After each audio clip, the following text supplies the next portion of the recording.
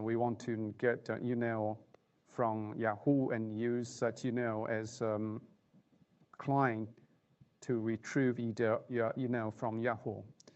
So you go to Gmail, Gear, and then you go to all settings, accounts and import. Check email from other account, you click add the email, then you type your Yahoo email. Then you want to link account with Gmail file. Go to the next and put your Yahoo email address. Right, and you sign out with Yahoo. You put into your password. Go next.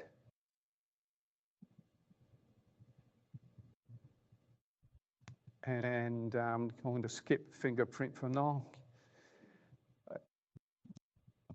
By bring your log Gmail to access profile and Gmail, I agree. We agree.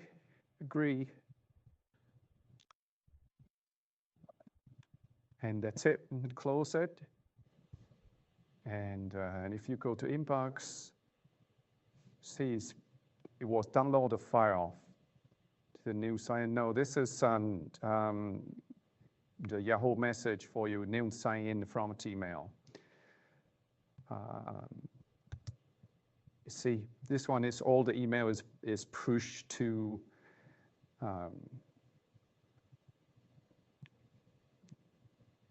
your Gmail account.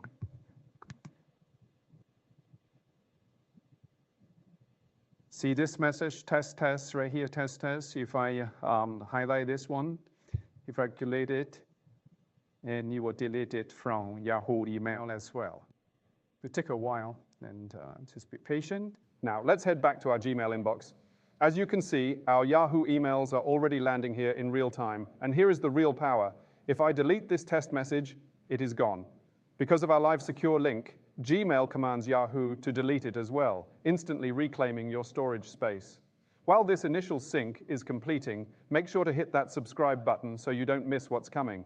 In our next episode, we will connect this modern Gmail archive to Anthropic's Claude Coworker.